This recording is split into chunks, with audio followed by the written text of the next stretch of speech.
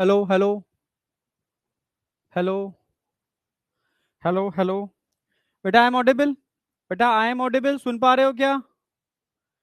सुन पा रहे हो क्या? चलो, गुड आफ्टरनून, गुड आफ्टरनून बेटा, गुड आफ्टरनून। ठीक है, थैंक्स फॉर वेटिंग। ठीक है, थोड़ा सा भी है, चल रहा है मामला, थोड़ा सा गड़बड़ है। ठीक है, यहाँ तक चल रहे हैं, थोड़ा सा आगे बढ़ रहा हूँ मैं। आज चैप्टर को एंड करना है, पहले ही बोल दे रहा हूँ, चैप्टर को एंड करना है पर तरीके से करना है। मैंने कहा था आज मॉलिक्यूलर डायग्नोसिस के अंदर एक टेक्निक है जो बहुत इंपॉर्टेंट टेक्निक है, अलाइजा एंजाइम लिंक्ड इम्यूनोसॉर्बेंट ऐसे। ठीक है, तो इसको समझना है अच्छी तरीके से। बाद बाकी का ट्रांसजेनिक एनिमल और इथिकल इशू एंड पेटेंट, ये थ्योरी है, बताया था कल मैंने आपको, ये थ्योरी है। तो थ्योरी को सुनना है बस अच्छी तरीके से। ठीक है, जहां से क्वेश्चन आने की प्रोबेबिलिटी है वो मैं अंडरलाइन करूंगा। बाद बाकी का एनसीईआरटी का थ्योरेटिकल पार्ट है, जो समझने वाला पार्ट है मॉलिक्यूलर डायग्नोसिस है।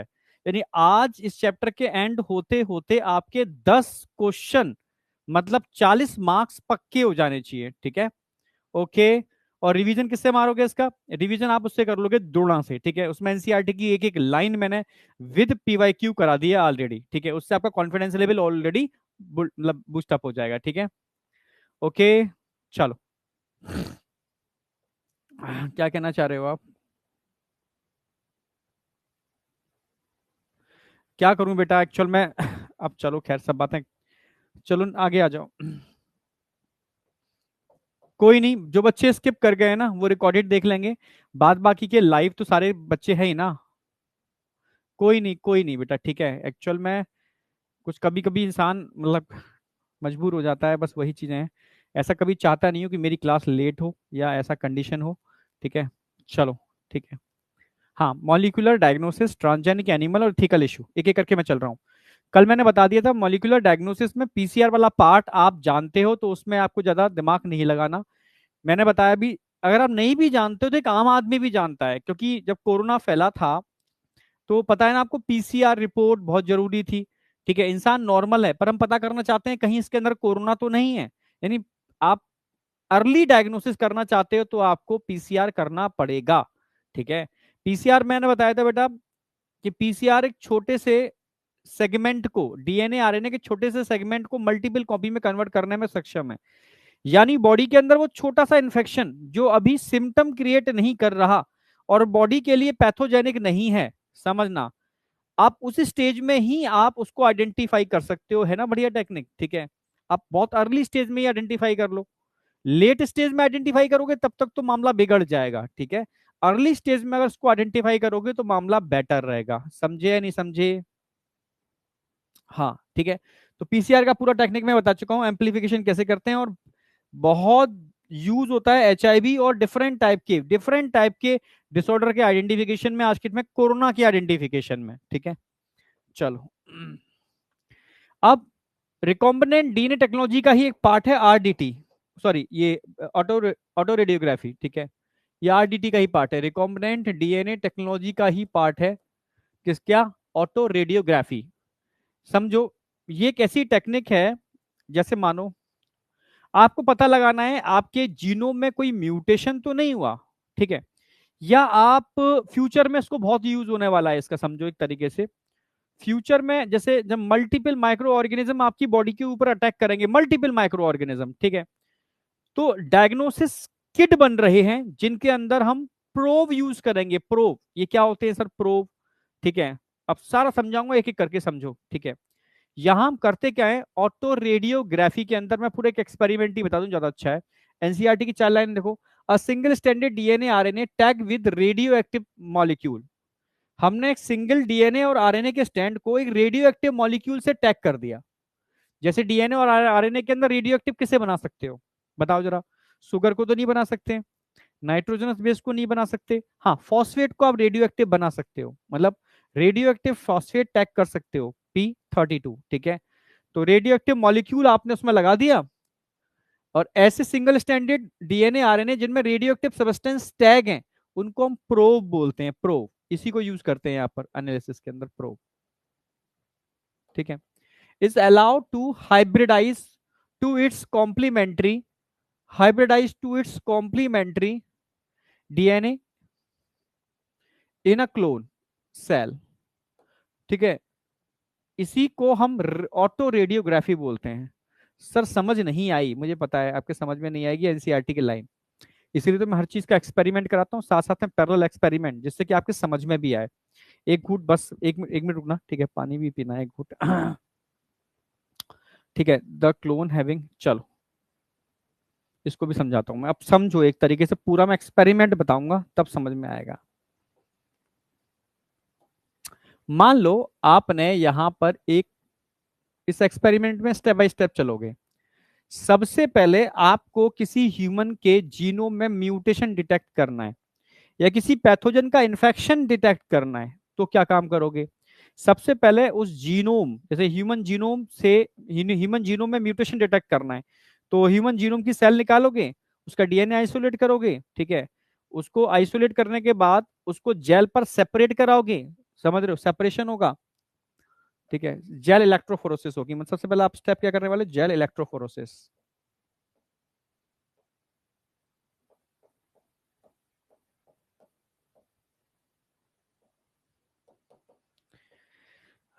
जेल इलेक्ट्रोफोरोसिस करोगे। जेल इलेक्ट्रोफोरोसिस में क्या होता है, बता देता हूं मैं आपको, बताया था मैंने वैसे। जेल इलेक्ट्रोफोरेसिस के अंदर आपके डीएनए के सेगमेंट रन हो जाते हैं, जो लाइट हल्के सेगमेंट होते हैं, लो मॉलिक्यूलर वेट वाले सेगमेंट्स होते हैं, समझ रहे हो ना, वो आगे भाग जाते हैं, और हैवी मॉलिक्यूलर वेट वाले सेगमेंट पीछे रह जाते हैं। ये होती है जेल इलेक्ट्रोफोरेसिस, समझ रहे हो। आपने एगारोज एगारोज जेल पर इलेक्ट्रोफोरेसिस की, इसको बोलते हैं जेल इलेक्ट्रोफोरेसिस, ठीक है। जेल इलेक्ट्रोफोरेसिस करने के बाद, ये डीएनए के बैंड है, सब क्या है, डीएनए या आरएनए, ये डीएनए भी हो सकते हैं, आरएनए भी हो सकते हैं, डीएनए भी हो सकता है या आरएनए भी हो सकता है, डीएनए या आरएनए कोई भी एक हो सकता है जेल इलेक्ट्रोफोरेसिस में। इसके बाद आप जेल इलेक्ट्रोफोरेसिस की एक टेक्निक होती है ब्लॉटिंग, समझना, अब हम बात करेंगे ब्लॉटिंग की। इसके बाद आप ब्लॉटिंग लगाओगे। ब्लॉटिंग आप मॉलिक्यूलर बायोलॉजी में पढ़ते हो, तो मैं यहां ब्लॉटिंग को शॉर्ट में समझा रहा हूं।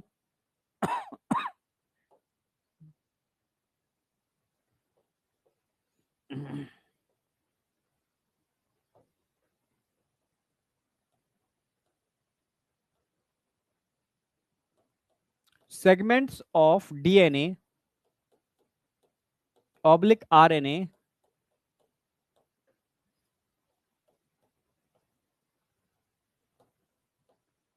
transfer on nitrocellulose membrane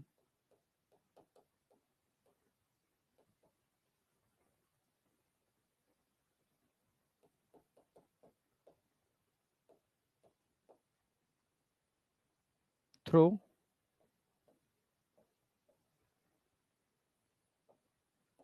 blotting, through blotting। Blotting आपने सुना होगा, सदर्न ब्लॉटिंग, नॉर्दर्न ब्लॉटिंग, ठीक है, ईस्टर्न ब्लॉटिंग सुना होगा ना, वेस्टर्न ब्लॉटिंग कुछ सुना है ऐसे, ईस्टर्न ब्लॉटिंग नहीं होती है, ठीक है, वेस्टर्न ब्लॉटिंग होती है, ठीक है, आप समझ रहे हो। तो सदर्न ब्लॉटिंग सुना होगा आपने मॉलिक्यूलर बायोलॉजी में, सदर्न ब्लॉटिंग, सदर्न साइंटिस्ट ने, ठीक है। ब्लॉटिंग का मतलब होता है ट्रांसफर करना। बचपन में आपने कभी देखा होगा जब बहुत ज्यादा सरसों का तेल लगाते थे बालों के अंदर, तो ऐसे ऐसे हम अपने जो नोटबुक के पेपर्स होते थे ना, उसके ऊपर सरसों का तेल आ जाता था, फिर उसको हम किसी डायग्राम के ऊपर रख देते थे, तो वो ट्रांसपेरेंट हो जाता था, और डायग्राम को हम ट्रेस कर लेते थे, ब्लॉट कर लेते थे। बाद में जाकर के डिफरेंट कंपनीज ने ब्लॉटिंग पेपर के नाम से एक प्ले पेपर आता था, राइस पेपर, ट्रांसपेरेंट पेपर होता था। जिन लोगों के डायग्राम खराब होते थे वो उस ब्लॉटिंग पेपर का यूज करते थे, तो ब्लॉटिंग पेपर के ऊपर उसको ट्रेस कर लेते थे अच्छे से, किसके ऊपर, ब्लॉटिंग पेपर के ऊपर, ठीक है। और फिर इस डायग्राम को अपनी जो प्रैक्टिकल बुक होती थी, नोटबुक होती थी, उसके ऊपर लगा करके फिर से ट्रेस कर देते थे। इससे क्या होता था, वो डायग्राम ट्रांसफर हो जाता था बुक से आपके प्रैक्टिकल जो भी नोटबुक होते थे उनके ऊपर, किसकी हेल्प से, ब्लॉटिंग पेपर की हेल्प से। तो ब्लॉटिंग का मतलब होता है ट्रांसफर करना। तो यहां पर भी आप ब्लॉटिंग कर रहे हो, जो डीएनए और आरएनए के बैंड्स नजर आ रहे हैं आपको एगरोस जेल इलेक्ट्रोफोरेसिस के अंदर, हाँ। हाँ बेटा, ठीक है। तो उन बैंड्स को आप क्या काम करोगे, एक नाइट्रोसेलुलोज मेम्ब्रेन होती है, ठीक है, उसके ऊपर ट्रांसफर कर लोगे। यानी जो डीएनए आरएनए के बैंड्स है, सिंगल स्टैंडर्ड बैंड्स जो जेल पर थे, उनको ट्रांसफर कर लोगे किसके ऊपर आप, नाइट्रोसेलुलोज मेम्ब्रेन के ऊपर। इसको ब्लॉटिंग बोलते हैं, समझे। बेटा क्लास जस्ट अभी स्टार्ट हुआ है, जस्ट स्टार्ट हुआ है, ठीक है, जिसके अंदर मैंने, ठीक है, पीसीआर डायग्नोसिस स्टार्ट की है, मॉलिक्यूलर डायग्नोसिस। मॉलिक्यूलर डायग्नोसिस के अंदर मैंने सबसे पहला टेक्निक बताया ऑटो रेडियोग्राफी, जो एक रिकॉम्बिनेंट डीएनए टेक्नोलॉजी का पार्ट है। क्लियर है बिल्कुल। इसको मैं डिटेल्ड में समझा रहा हूँ, एनसीईआरटी की लाइन डायरेक्ट समझ में नहीं आती, इसलिए डिटेल्ड में समझा रहा हूँ। यहां से ये डिटेल्ड है। सबसे पहले आपने कोई सैंपल लिया, उसकी जेल इलेक्ट्रोफोरेसिस कर ली, तो आपने जेल इलेक्ट्रोफोरेसिस कर ली सैंपल की, ठीक है, जिसमें डीएनए और आरएनए के सिंगल स्टैंडर्ड बैंड्स आपको मिल जाएंगे, पर जेल पर आप स्टडी नहीं कर सकते, तो आपको एक ब्लॉटिंग ब्लॉटिंग यूज करने पड़ेगी, ठीक है। डीएनए के लिए सदन ब्लॉटिंग करते हैं, ठीक है, आप समझ रहे हो। आरएनए के लिए नदन ब्लॉटिंग करते हैं। बेस्टन ब्लॉटिंग प्रोटीन के लिए करते हैं, बेस्टन ब्लॉटिंग प्रोटीन के लिए करते हैं, तो आप जानते होंगे क्योंकि मॉलिक्यूलर बायोलॉजी का पार्ट है, ठीक है। हाँ, एड्स कंफर्मेशन टेस्ट एलाइजा कराने वाला हूं, उसी की इसके बाद वही आएगा, ठीक है। ये एक्चुअल में टेक्निक ऐसी है ना, ये एनसीईआरटी की लाइन किसी के समझ में नहीं आती, ठीक है। ऑटो रेडियोग्राफी है क्या, ठीक है, वो समझा रहा हूँ। तो आपने क्या काम किया, नाइट्रोसेलुलोज मेम्ब्रेन के ऊपर इसको आपने ट्रांसफर कर लिए सारे बैंड। ये नाइट्रोसेलुलोज मेम्ब्रेन है, इसके ऊपर बैंड आ गए हैं, कलर अलग दिखाते हैं।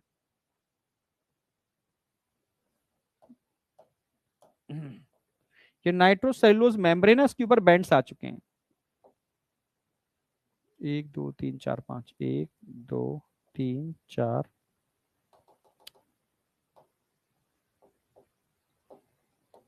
1 2 3 4 5, 1 2 3, 1 2 3, ठीक है, ये आपने ट्रांसफर कर लिए, ठीक है। समझ रहे हो, segments of DNA oblique RNA transfer on nitrocellulose membrane through blotting, ठीक है। अब डीएनए होगा तो आप सदन ब्लॉटिंग यूज करोगे, आरएनए होगा तो नदन ब्लॉटिंग यूज करोगे, और अगर प्रोटीन के बैंड हैं यहां पर तो आप वेस्टर्न ब्लॉटिंग यूज करोगे, ठीक है। ईस्टर्न ब्लॉटिंग नाम की कोई चीज नहीं होती, ठीक है। ये ट्रांसफर कर लिए, ठीक है, नाइट्रोसेलुलोज मेम्ब्रेन है, ये नाइट्रोसेलुलोज मेम्ब्रेन है।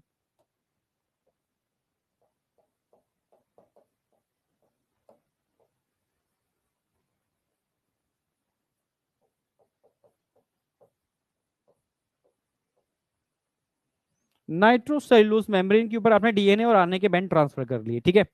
अब आगे की टेक्निक स्टार्ट होती है, अब टेक्निक स्टार्ट होगी, ऑलरेडी मार्केट के अंदर प्रोब्स आते हैं, समझना।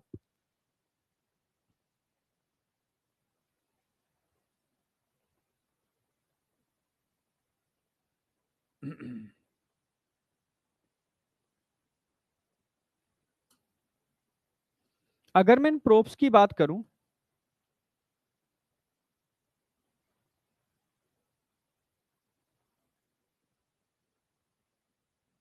इनमें सिंगल स्टैंडर्ड डीएनए या आरएनए होते हैं, और सबसे खास बात क्या है, ये रेडियो लेबल्ड होते हैं, रेडियो लेबल्ड।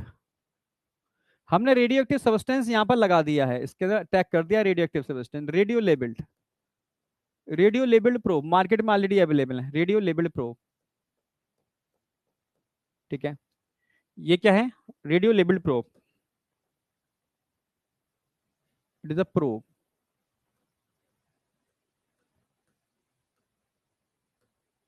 प्रोब होते क्या है, सिंगल स्टैंडर्ड डीएनए हो सकता है, या आर एन ए हो सकता है, ठीक है। रेडियो लेबल्ड होंगे, रेडियो लेबल्ड, रेडियो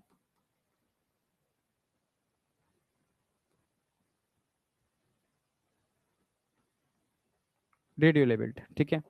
और एनसीईआरटी ने भी टर्म दे रखा है, ठीक है, radioactive molecule like probe allow to, ठीक है, ठीक है, टैग्ड, आप समझना मेरी, हाँ, रेडियो ऑटोग्राफी, ठीक है। रेडियो लेबल टर्म इन्होंने, हाँ, रेडियो एक्टिव सब्सटेंस दे दिया है, ठीक है, रेडियो एक्टिव सब्सटेंस। तो रेडियो एक्टिव सब्सटेंस मैं डाल देता हूँ यहाँ पर, रेडियो एक्टिव सब्सटेंस क्या होगा, फॉस्फेट, ये चीज पता होनी चाहिए आपको।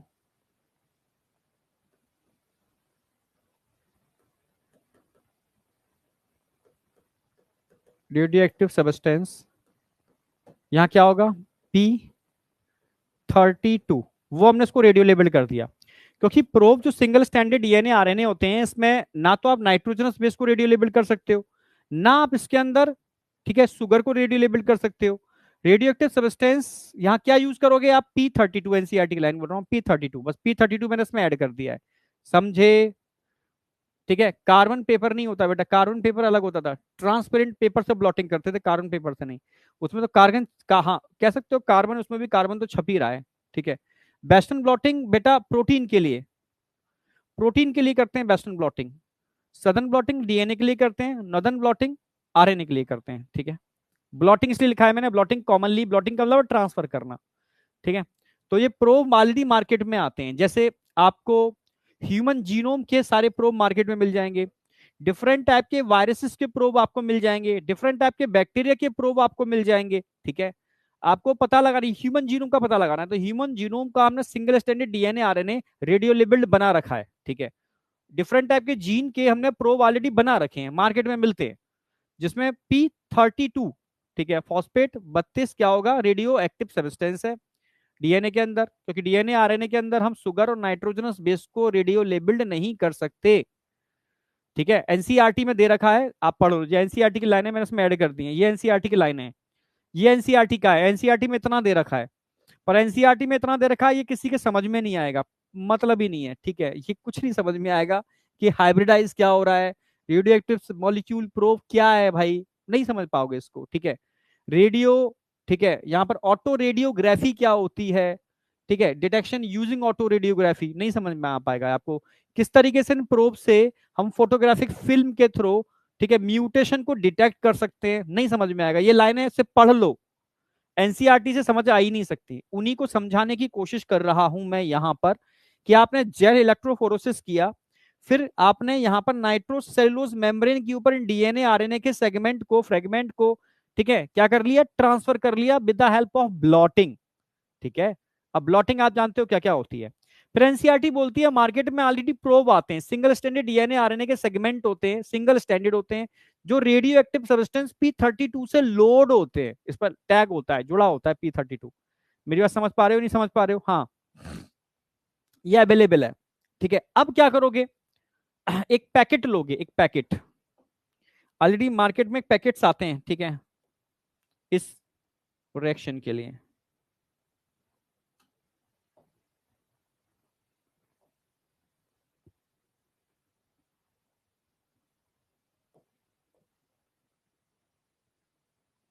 ये पैकेट्स आते हैं मार्केट के अंदर, इन पैकेट्स के अंदर आप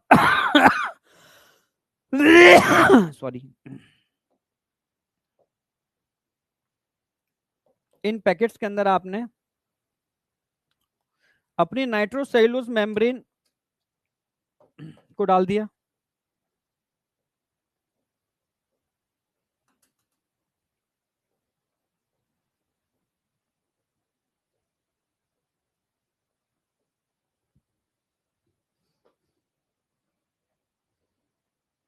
डाल दिया, सिंगल स्टैंडर्ड डीएनए आरएनए इसके अंदर डाल दिया। अब आप क्या करोगे, इसका जिप खोलोगे, जिप लगी होती है एक तरीके की, जिपिंग सिस्टम है, ये जिपिंग सिस्टम है। ठीक है, बंद कर रखा है, इसको खोलोगे आप, खोलने के बाद ये पूरा सॉल्यूशन प्रोब वाला इसमें भर दोगे, जैसे ही प्रोब वाला सॉल्यूशन इसके अंदर भरोगे, प्रोब का कलर चेंज करना होगा,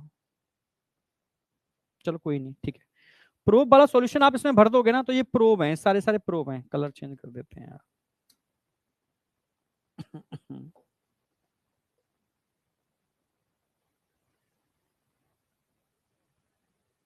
अब ठीक है, भर दिया इसमें आपने, सब रेडियो लेबल प्रोब है, भर दिया इसमें, इन सब के अंदर फॉस्फेट लगा हुआ है जो रेडियो एक्टिव है।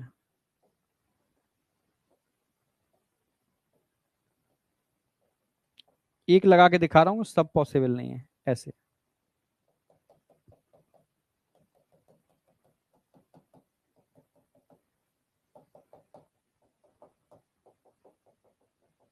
अब क्या होगा,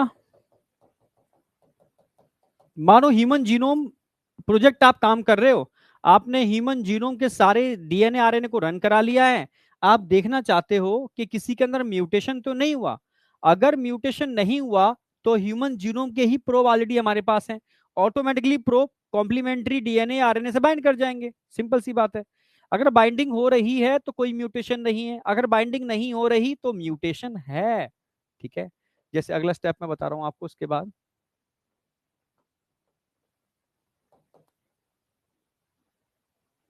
ठीक है, इनको इसमें आपने ऐड किया, ये स्टेप आया। इसके बाद अब क्या होगा यहाँ देखो,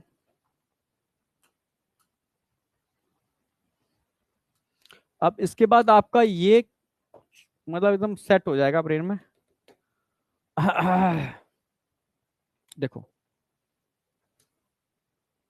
ये प्लेट थी, इस प्लेट में डीएनए के फ्रेगमेंट थे, 1 2 3 4 5। ठीक है, 1 2, अच्छा, पहला छोड़ करके 2। ठीक है, ये है। ठीक है, मान लो हम इसमें म्यूटेशन दिखा रहे हैं, म्यूटेशन दिखा रहे हैं तो कहां म्यूटेशन हुए ये पता करना चाहते हैं। ठीक है, तो यहां पर सिंगल स्टेटेड बाइंड कर जाएगा, यहां कर गया, यहां कर गया, यहां कर गया, यहां कर गया, मान लो यहां भी कर गया, यहां भी कर गया, पर यहां बाइंडिंग नहीं हुई। समझ रहे हो, प्रोब की बाइंडिंग इन सब सब सेगमेंटों पर हो गई, प्रोब की बाइंडिंग, पर यहां प्रोब की बाइंडिंग नहीं हुई, मान लो। ठीक है, तो हम क्या पता लगा पा रहे हैं, इस जीन के अंदर, इस सेगमेंट के अंदर म्यूटेशन प्रेजेंट है।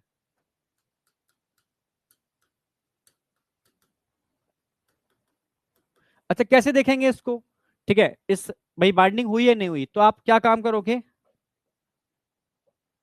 समझना। जैसे एनसीईआरटी बोल रही है ना, एनसीईआरटी क्या बोल रही है, DNA in a clone of the cell followed by detection using autoradiography. Autoradiography आप यूज कर रहे हो, जिसमें फोटोग्राफिक फिल्म आप खींचोगे।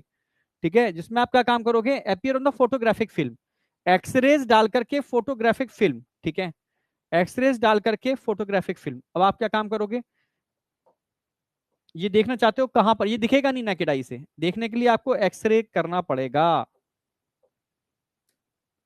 जब एक्सरे करोगे ना, तो बायोल्यूमिनिसेंस कहां कहां दिखेगी, बायोल्यूमिनिसेंस यहां दिखेगी, चमकेगा, बायोल्यूमिनिसेंस यहां दिखेगी, चमकेगा, बायोल्यूमिनिसेंस यहां दिखेगी, चमकेगा, बायोल्यूमिनिसेंस यहां भी दिखेगी, चमकेगा। 4 हो गया, 5वां और दिखा दो, यहां भी दिखेगी, यहां नहीं दिखेगी। ठीक है, छोड़ दो, यहां भी दिख रही है।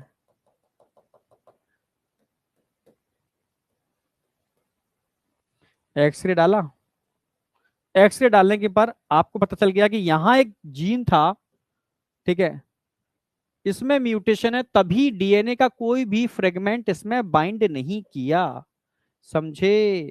तो आपने क्या काम किया, फोटोग्राफिक फिल्म बनाई। ये क्या है, फोटोग्राफिक फिल्म है ये क्या है, फोटोग्राफिक फिल्म।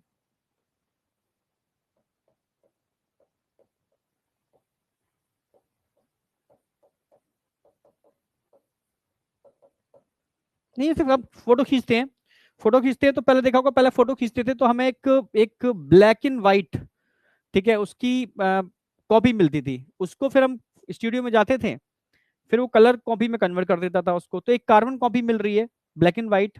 ठीक है, जब आप उसको लाइट में लगाते हो, यूवी लाइट में लगाते हो, ठीक है, एक्सरे फोटोग्राफिक फिल्म ली, इस पर आपने यूवी लाइट डाली, यूवी लाइट डालोगे, अल्ट्रावायलेट लाइट डालोगे, तो चमकेंगे, यूवी लाइट के अंदर ये चमकेंगे। जहां जहां चमक है मतलब हाइब्रिडाइजेशन हो चुका। ठीक है, जहां जहां चमक है वहां पर क्या हो रहा है, हाइब्रिडाइजेशन। ये क्या हो रहा है, हाइब्रिडाइजेशन।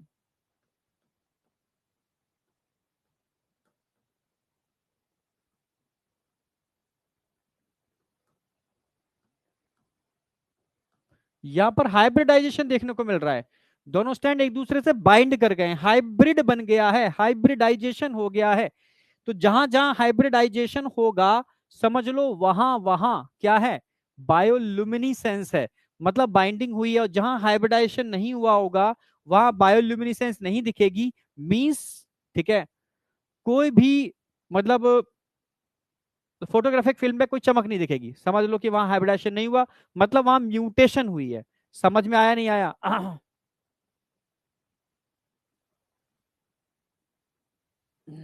यहां तक बताओ, यहां तक किसी को कोई डाउट है तो मुझे बताओ, यहां तक किसी को कोई डाउट शाउट है? इतना आप ड्रॉ कर लो, इसको ड्रॉ करो, 1 मिनट बस, एक घुट पानी पीऊं। इसको ड्रॉ करो।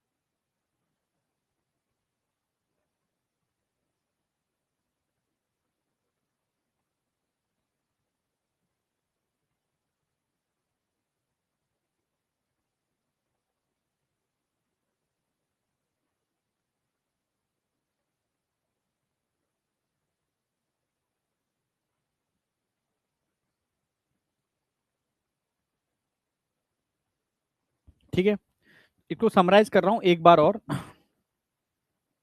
मैंने कहा कि जैसे आपको किसी सैंपल में ढूंढना है, अपने किसी मतलब समझो किसी डिसीज को आइडेंटिफाई करना है, ठीक है, या कोई म्यूटेशन को ढूंढना चाहते हो, ठीक है, तो आप मतलब समझो क्या करो कि आप जैसे ह्यूमन जीनोम की बात, जैसे एनसीईआरटी ने म्यूटेशन की बात की, अब म्यूटेशन की बात कर लेता हूं मैं।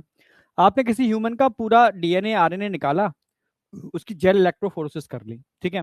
जेल इलेक्ट्रोफोरेसिस करने के बाद आपने उसको नाइट्रोसेल्यूलोज मेम्ब्रेन पर उन सारे बैंड को ट्रांसफर कर लिया, इसको ब्लॉटिंग बोलते हैं, ठीक है। यहाँ पर क्या सिंगल स्टैंडर्ड डीएनए और आरएनए है, ठीक है, क्योंकि हीट से हम इन दोनों बैंड को तोड़ देते हैं, ठीक है, हीट से इन दोनों बैंड को अलग अलग कर देते हैं, तो सिंगल स्टैंडर्ड रह जाते हैं। अब in single standard DNA RNA के अंदर हम देखना चाहते हैं कहीं कोई म्यूटेशन तो नहीं हुई, तो हमने ह्यूमन जीनोम के सारे जीनोम के हमने ऑलरेडी प्रोब बना रखे हैं, जिनके अंदर P32 जो एक रेडियो एक्टिव सब्सटेंस है, उसमें हमने लोड कर दिया है, और उस पैकेट के अंदर हमने इस मेम्ब्रेन को डाल दिया, साथ में सॉल्यूशन को डाल दिया, इसमें रेडियो एक्टिव सब्सटेंस है, प्रोब को डाल दिया इसके अंदर, ठीक है। प्रोब को डालने के बाद हम मान के चल रहे हैं कुछ ऐसा हुआ होगा इसके अंदर, पर दिखता नहीं है, ऐसा हुआ होगा अगर कॉम्प्लीमेंट्री स्टैंड होंगे तो एक दूसरे से बाइंड कर गए होंगे और हाइब्रिड बन गया होगा। जहां पर कॉम्प्लीमेंट्री स्टैंड नहीं है या एक म्यूटेशन हो गया उसके अंदर, मान लो, ठीक है, एडेनिन थाइमिन, थाइमिन की जगह एडेनिन थाइमिन ग्वानोसिन हो गया, या एडमिन थाइमिन एडमिन एडेनिन हो गया, समझना मेरी बात। म्यूटेशन हो जाने की वजह से फिर हाइब्रिड नहीं बनेगा, अगर दोनों सेगमेंट में जरा भी अंतर आएगा तो वो चिपक नहीं पाएंगे, अलग हो जाएंगे, ठीक है। तो अगर अलग हो सकता है, मान के चलो उसके अंदर कोई म्यूटेशन हुआ है पर आपको दिख कुछ भी नहीं रहा, यहाँ हाइब्रिडाइजेशन नहीं हुआ होगा, फिर आप क्या काम करोगे, फोटोग्राफिक फिल्म खींचोगे। फोटोग्राफिक फिल्म लाइक एक्सरे, आपने एक्सरे बनाया, एक्सरे फिल्म बनाई, वही जैसे फोटो खींचते हैं ऐसे एक्सरे फिल्म बनाई। उस एक्सरे फिल्म में देखने के लिए हम उसको एक क्या कहते हैं, यूवी लाइट का चैम्बर होता है, उसमें रखते हैं, लाइट जलाते हैं, फिर देखते हैं उसके अंदर क्या दिख रहा है।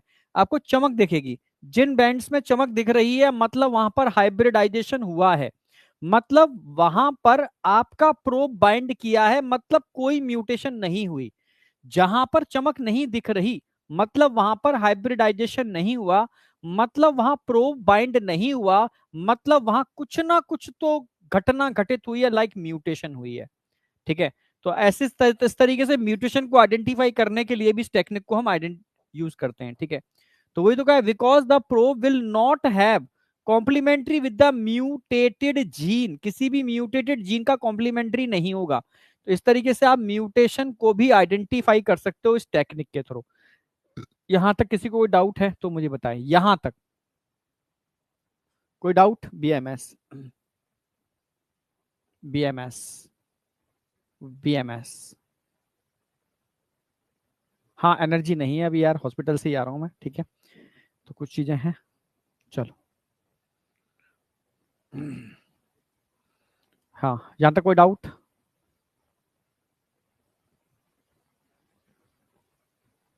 चलो एकदम ठीक ठीक ठीक ठीक, BMS BMS BMS, no doubt, ठीक है। अब हम आगे बढ़ेंगे।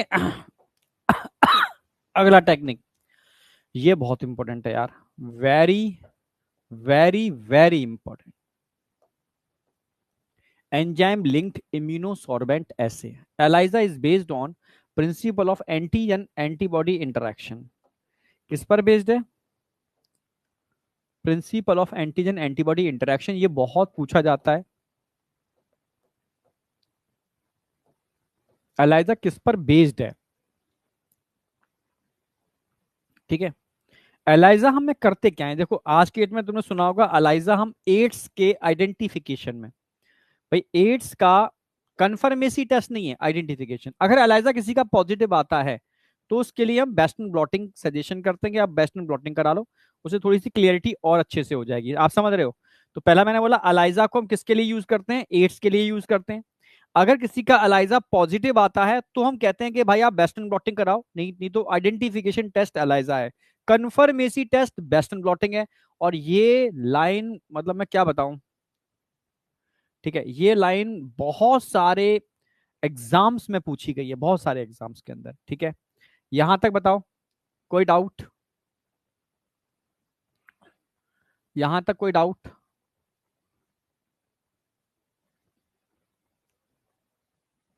प्रोब कुछ नहीं होते बेटा, ठीक है। प्रोब का मतलब है single standard segment of DNA RNA, ठीक है, उनके छोटे छोटे सिंगल स्टैंड हैं जिनको हमने रेडियो लेबल्ड कर दिया है P32 के साथ। नो डाउट, ठीक है, यहां तक ठीक है, बीएमएस हो गया, ठीक है। अब ठीक है, क्वेश्चन प्रैक्टिस में एक सेशन में करा दूंगा, ठीक है। एक बार कोर्स खत्म कर दूं, उस कोर्स खत्म करने के बाद मैं क्वेश्चन प्रैक्टिस ही कराने वाला हूं, ठीक है, एक साथ क्वेश्चन प्रैक्टिस पर आ जाऊंगा मैं आप ही के बैच में, ठीक है, टेंशन मत करो। एंजाइम लिंक्ड इम्यूनोसॉर्बेंट ऐसे की बात चल रही थी, अलाइजा की बात चल रही थी। तो मैं ये तो एनसीईआरटी की लाइन क्या समझोगे, बस मैं ये लाइन ध्यान रखना, अब मैं पूरा एक्सपेरिमेंट करके ही बताऊंगा तब समझ में आएगा। अच्छा, अब एलाइजा की अगर मैं बात करूं, ठीक है, एंजाइम लिंक्ड इम्यूनोसॉर्बेंट ऐसे, एंजाइम लिंक्ड इम्यूनोसॉर्बेंट ऐसे,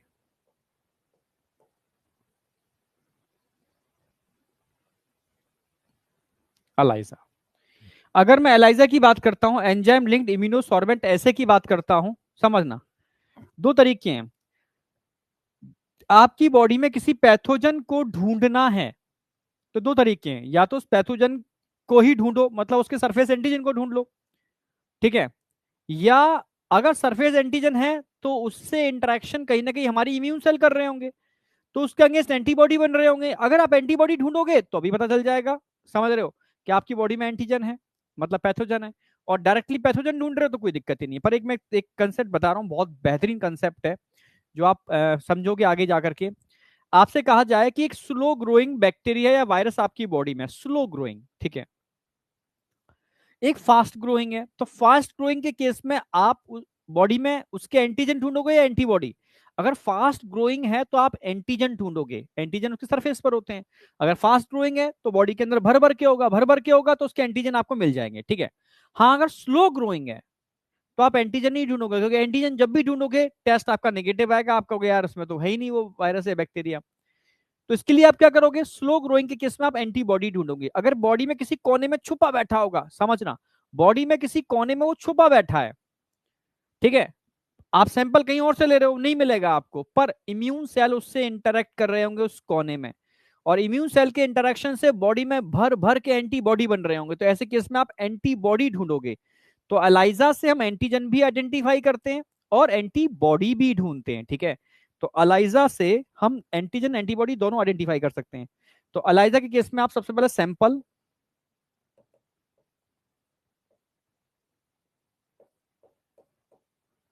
अब सैंपल के अंदर आपको एंटीजन ढूंढने तो क्या काम करोगे, अलाइजा के केस में एंटीबॉडी ढूंढने तो क्या काम करोगे, समझना।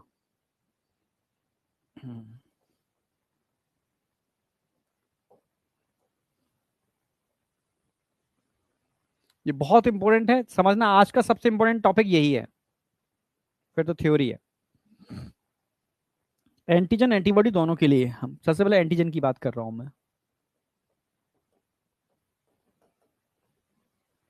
एंटीजन, एंटीजन को ढूंढना है बॉडी के अंदर सैंपल के अंदर तो भी एलाइजा लगाओगे, एंटीबॉडी को ढूंढना है तो भी एलाइजा लगाओगे, एंटीबॉडी तो भी आप एलाइजा लगाओगे, ठीक है। यानी सैंपल में से आप एंटीजन भी ढूंढ सकते हो और एंटीबॉडी भी ढूंढ सकते हो, दोनों ऑप्शन आपके पास हैं, ठीक है। तो अब इसके लिए 96 बैल रखूंगा आगे फ्यूचर में अपने पास सारी चीजें। ऐसी प्लेट आती है छोटी सी, उसमें छोटे छोटे बैल बने होते हैं, गड्ढे, ऐसे 96 बैल होते हैं। कितने बैल होते हैं, 96 बैल होते हैं, ठीक है। तो ऐसी 96 बैल वाली प्लेट आती है, ठीक है। तो इसके अंदर एलाइजा के अंदर 96, अप्रोक्सीमेटली 96 बैल होते हैं इस तरीके से।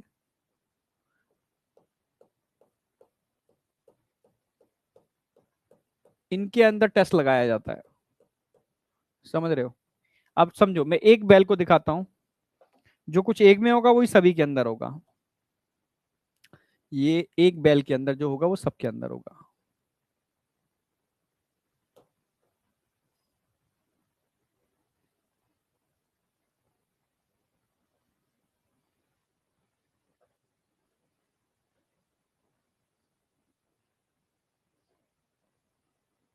चार चार बना देते हैं।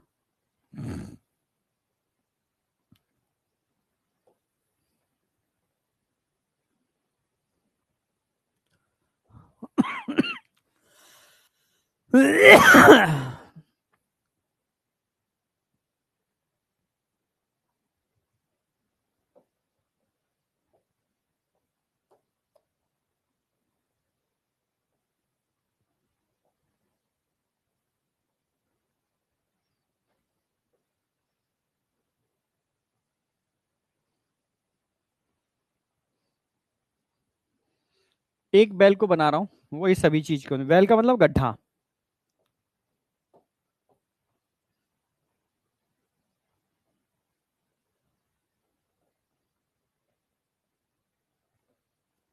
पहले ऊपर फोकस करो, ठीक है। अगर आपको एंटीजन ढूंढने हैं किसी सैंपल के अंदर, तो आप ऐसी प्लेट लोगे जिनमें ऑलरेडी पहले से एंटीबॉडी बेस पर लगे होंगे। एंटीबॉडी कोटेड प्लेट आते हैं, ये एंटीबॉडी लगे होंगे। एंटीबॉडी कोटेड प्लेट मार्केट में ऑलरेडी पहले से ही आते हैं। और अगर एंटीबॉडी ढूंढने हैं, तो ऐसे प्लेट लोगे जिनमें एंटीजन पहले से लगे होंगे। तो एंटीजन कोटेड प्लेट आते हैं, पहले से एंटीजन लगे हुए प्लेट आते हैं।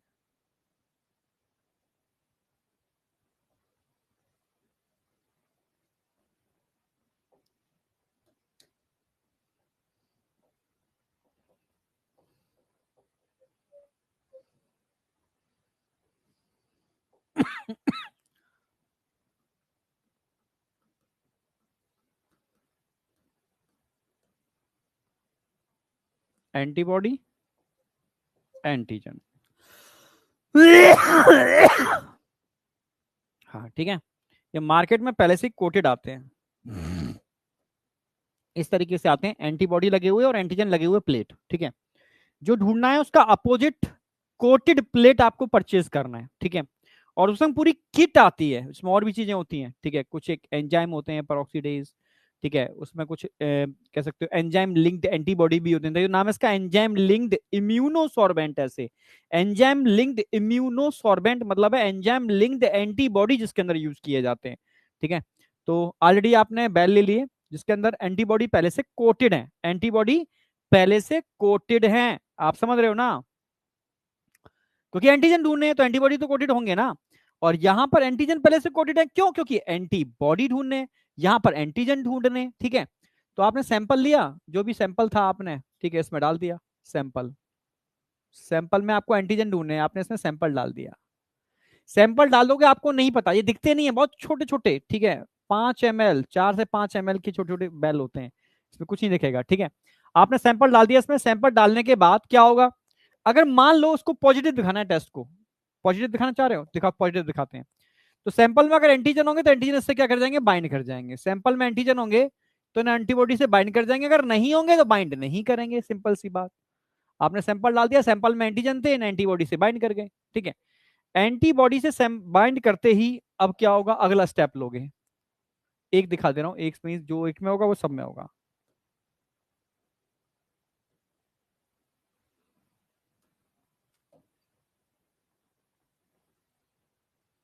अब आप इसके अंदर डालोगे एंजाइम लिंक्ड एंटीबॉडी। एक ऐसे एंटीबॉडी मार्केट में आते हैं, ये एंटीबॉडी हैं जिनमें एक एंजाइम लगा होता है। एक ऐसे एंटीबॉडी अलग कलर से दिखा रहा हूं, इसमें एक एंजाइम लगा होता है, एंजाइम लिंक्ड एंटीबॉडी। ये बाइल किट साथ में आती है, ठीक है, प्लेट के साथ में आती है। एंटीजन बाइंडिंग एंटीबॉडी भी होते हैं और एंटीबॉडी बाइंडिंग एंटीबॉडी भी होते हैं, वो किट साथ में आएगी, ठीक है। Enzyme linked antibody.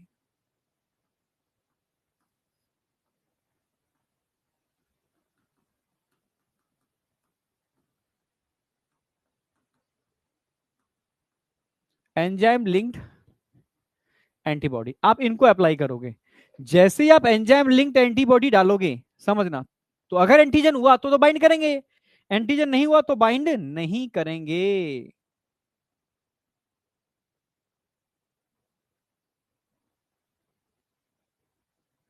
एंटीजन हुआ तो बाइंड करेंगे, एंटीजन नहीं हुआ तो ये बाइंड नहीं करेंगे।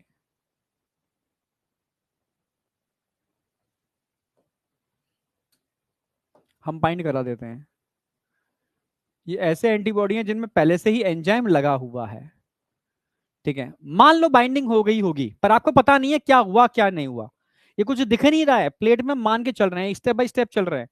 आपने एंटीबॉडी कोटेड प्लेट में अपना सैंपल डाल दिया, ठीक, कुछ सेकंड के लिए रखते हैं, रिएक्शन होने देते हैं, फिर प्लेट को उल्टा कर दोगे। अगर बाइंडिंग हो गई होगी तो ठीक है, नहीं हो गई होगी तो सब निकल जाएगा बाहर। ठीक है, मान लो बाइंडिंग हो गई तो एंटीजन की बाइंडिंग हो जाएगी। फिर आप उसके अंदर जो बाइल आती है पहले से किट के साथ, जिसमें एंटीबॉडी होते हैं, जो एंजाइम जिसमें जुड़ा होता है, ठीक है, कौन सा एंजाइम जुड़ा होता है, peroxidase.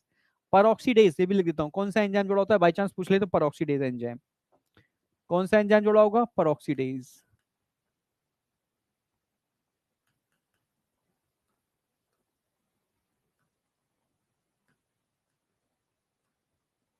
Peroxidase enzyme, peroxidase enzyme, ठीक है।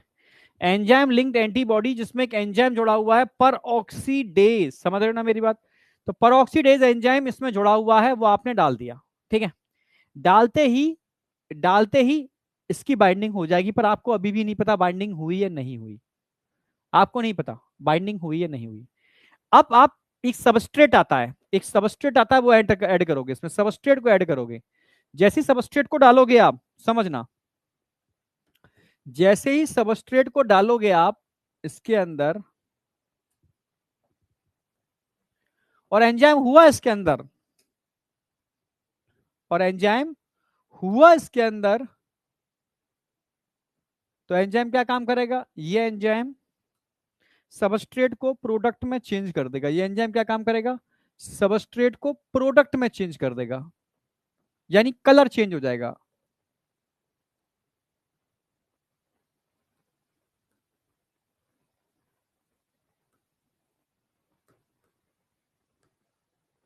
चेंज द कलर, ठीक है। इस प्लेट का अगर कलर चेंज हो रहा है तो ये पॉजिटिव टेस्ट है, और इस प्लेट का कलर चेंज नहीं हो रहा तो ये नेगेटिव टेस्ट है। समझ में आ गया नहीं आ गया, बहुत सिंपल तरीका है। ये प्लेट मार्केट में पहले से ही आती हैं। अगर आपको सैंपल में एंटीजन ढूंढने हैं तो एंटीजन वाली प्लेट पहले से बनी हुई आती हैं। आप कैसे, आपको माइकोबैक्टीरियम ट्यूबरकुलोसिस पर काम करना है, टीबी के बैक्टीरिया पर, जैसे मैंने टीबी के बैक्टीरिया पर और एचआईवी बहुत काम किया, ठीक है। तो वहां ऑलरेडी ये प्लेट, मतलब हमें मिलते थे, ठीक है, मार्केट से पैक्ड प्लेट आते थे, एचआईवी के प्लेट्स और टीबी के प्लेट्स, ऐसे ही जिस पैथोजन को ढूंढने उस पैथोजन के प्लेट्स पहले से प्रिपेयर्ड आते हैं। ठीक है, और साथ में उनके किट आती है, जिसमें दो चीजें होती हैं, एक तो एंजाइम लिंक्ड एंटीबॉडी होते हैं, और दूसरा होता है उस एंजाइम का सबस्ट्रेट, ठीक है, वो साथ में आता है। तो आपको जिस ह्यूमन का टेस्ट करना है तो उसका सैंपल डाल दोगे इस प्लेट के अंदर, इस तरीके से पेपेट से, ठीक है, मान के चल रहे हो कि आपको कुछ दिखता नहीं है, सैंपल डाल दोगे और एंटीजन हुआ तो बाइंड करेगा, नहीं हुआ तो बाइंड नहीं करेगा, फिर उसको उल्टा कर दोगे। ठीक है, अगर बाइंडिंग नहीं होगी तो सब बाहर निकल जाएगा, बाइंडिंग होगी तो बाइंडिंग हो जाएगी। ठीक है, अब उसमें बाइल खोलोगे, उस बाइल के अंदर एंजाइम लिंक्ड एंटीबॉडी आते हैं, वो डाल दोगे। ठीक है, अगर पहले से उसमें एंटीजन बाइंड होंगे तो ये एंटीबॉडी बाइंड करेंगे, क्योंकि एंटीबॉडी, ये वाले एंटीबॉडी एंटीजन से बाइंड करते हैं। ठीक है, मान लो एंटीजन थे और इन एंटीबॉडी की बाइंडिंग हो गई, ठीक है, फिर खाली करके उल्टा कर दोगे, बाइंडिंग होगी तो ठीक है, नहीं होगी तो बाहर निकल जाएगा सारा का सारा। ठीक है, अब आप क्या काम करोगे, रिएक्शन हो जाने के बाद उल्टा कर दोगे, खाली हो जाएगा, फिर जिनकी बाइंडिंग होनी है वो हो जाएंगे, बाद बाकी के सब बाहर निकल जाएंगे। ठीक है, अब वो सबस्ट्रेट वाली बाइल खोलोगे, वो डालोगे, सबस्ट्रेट वाली बाइल डालते ही ये एंजाइम अगर इसके अंदर होगा, एंजाइम तभी होगा जब ये एंटीबॉडी इस एंटीजन से बाइंड करेगी। ठीक है, तभी एंजाइम होगा, और एंजाइम होगा तो सबस्ट्रेट को प्रोडक्ट में चेंज करेगा, यानी चेंज द कलर, उस बाइल का कलर चेंज हो जाएगा, उस प्लेट का कलर चेंज हो जाएगा, तो ये पॉजिटिव टेस्ट है, समझे। यहां तक समझ में आया नहीं आया, ये बताओ, ये पॉजिटिव टेस्ट है। ये टेस्ट बता रहा है वो इंसान एचआईवी पॉजिटिव है, पर हम डायरेक्टली नहीं बोल सकते।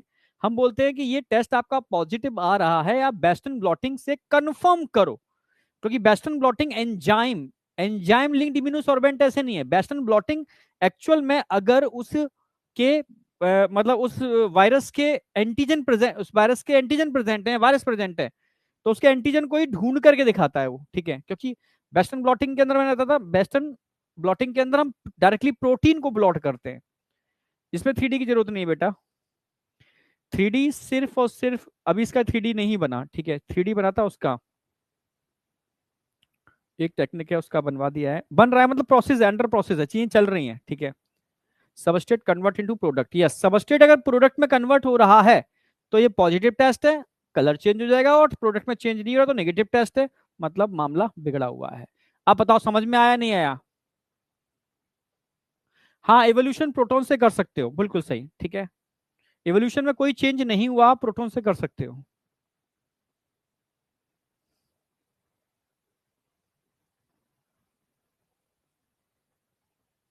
एंजाइम तभी होगा जब बाइंडिंग होगी। सोचो बाइंडिंग, अगर बाइंडिंग नहीं है तो आप हर स्टेप पे क्या काम कर रहे हो भाई? इसमें आपने सैंपल डाला, 10 मिनट छोड़ा, फिर खाली कर दिया, जो बाइंडिंग होगी वो हो जाएगी, नहीं तो सब बाहर निकल जाएगा।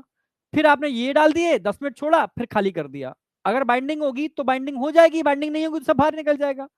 ठीक है, सब बाहर निकल गया, बाइंडिंग होगी तो ही एंटीबॉडी अंदर होंगे, नहीं तो सब बाहर निकल जाएगा। ठीक है, फिर आप इसमें सबस्ट्रेट डालोगे, सॉरी सबस्ट्रेट डालोगे, सबस्ट्रेट डालती है अगर प्रोडक्ट में चेंज हो रहा है मतलब अंदर एंजाइम है। एंजाइम इसलिए क्योंकि आपने खाली किया तो बाहर नहीं निकला, मतलब उसकी बाइंडिंग हो चुकी थी, सिंपल सी बात। अब बताओ समझ में आया नहीं आया?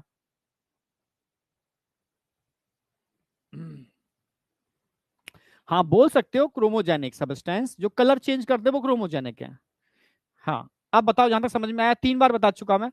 और है कुछ भी नहीं यार, प्लेट पहले से ही एंटीबॉडी कोटेड आते हैं, सैंपल डालोगे, ठीक है, आपने सैंपल डाल दिया, एंटीजन कंटेनिंग सैंपल,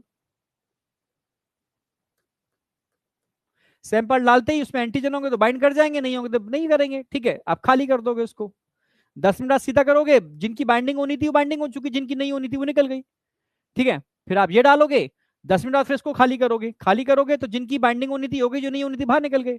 बाइंडिंग के बाद कंडीशन ये आएगी, इसमें सबस्ट्रेट डालोगे, सबस्ट्रेट डालोगे तो सबस्ट्रेट प्रोडक्ट में चेंज हो जाएगा, मतलब एंजाइम था, मतलब पॉजिटिव टेस्ट।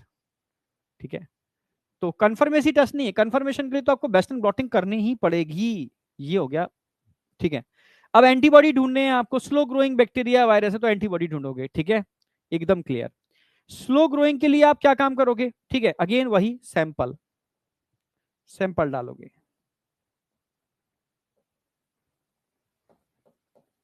सैंपल में क्या होंगे? एंटीबॉडी, अगर होंगे तो बाइंड करेंगे, नहीं होंगे तो नहीं बाइंड करेंगे। मान लो सैंपल में एंटीबॉडी है, मान लो सैंपल में एंटीबॉडी है, एंटीबॉडी है तो इससे बाइंड कर जाएंगे, एंटीबॉडी नहीं है तो बाइंड नहीं करेंगे, क्योंकि 10 मिनट बाद आप इसको उल्टा करोगे, जैसे उल्टा करोगे तो सब खाली हो जाएगा, जो बाइंडिंग होगा वो रह जाएगा, बाद बाकी खाली हो जाएगा। ठीक है, तो सैंपल में मान लो एंटीबॉडी थे, सैंपल में एंटीबॉडी थे। ठीक है, अब आप क्या करोगे, अगला स्टेप देखो, इतना तो हो चुका, मैं एक ही बना रहा हूं अब इस बार।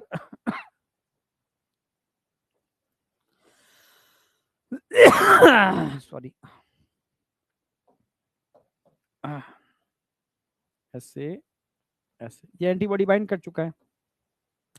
अब मार्केट के अंदर ऑलरेडी ऐसे एंटीबॉडी आते हैं जिनमें एंजाइम लिंक्ड होता है, पर ये एंटीबॉडी एंटीबॉडी से ही बाइंड करेंगे, ये एंटीबॉडी एंटीजन से बाइंड करते हैं।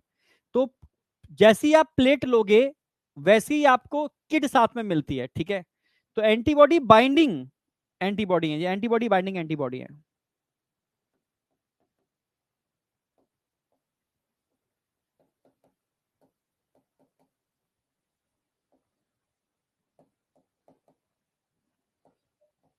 एंटीबॉडी बाइंडिंग एंटीबॉडी, ठीक है, antibody binding antibody enzyme linked है, इनको आप एंटर कराओगे, जैसे आप इनको एंटर कराओगे इसके अंदर, ठीक है, ये बाइंड कर जाएंगे अगर होगा तो।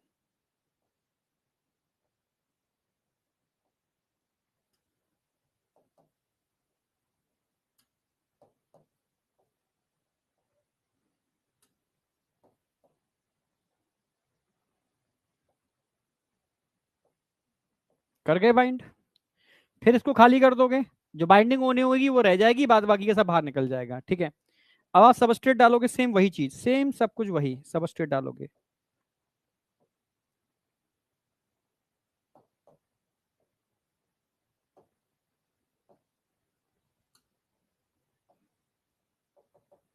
हम्म।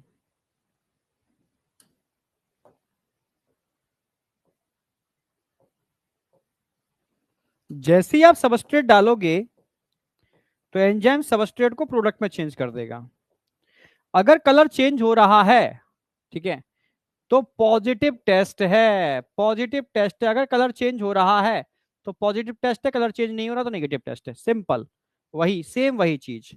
और एंजाइम भी वही होगा, परऑक्सीडेज। एंजाइम कौन सा होगा? परऑक्सीडेज। परऑक्सीडेज एंजाइम यहां पर भी है, परऑक्सीडेज। सेम वही चीज है, बट यहां पर एंटीबॉडी बाइंडिंग एंटीबॉडी यूज कर रहे हो, यहां पर एंटीजन बाइंडिंग एंटीबॉडी आप यूज कर रहे हो, ठीक है। सेम सबस्ट्रेट, सेम सब कुछ, सेम एंजाइम, परऑक्सीडेज। अब बताओ समझ में आया नहीं आया? यहां तक कोई डाउट शाउट है तो मुझे बताओ। एकदम बीएमएस चाहिए मुझे। All clear, all clear. BMS, BMS. जिसको डाउट है वो लिख सकता है अभी, ठीक है। मैं देख रहा हूँ आपके मैसेज, ठीक है। बेस्टन ब्लॉटिंग, रिपीट। बेस्टन ब्लॉटिंग यहां पर नहीं करा रहा बेटा मैं। बेस्टन ब्लॉटिंग प्रोटीन के लिए करते हैं, मॉलिक्यूलर बायोलॉजी में पढ़ाते हैं, ठीक है। No doubt. BMS, BMS, BMS, all clear, all clear, all clear.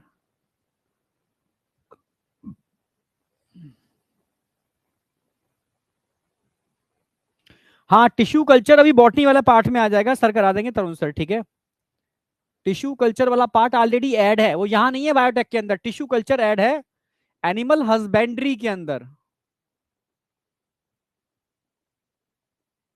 ऊपर वाला एंटीजन ढूंढने के लिए करते हैं और नीचे वाला एंटीबॉडी सैंपल में ढूंढने के लिए करते हैं।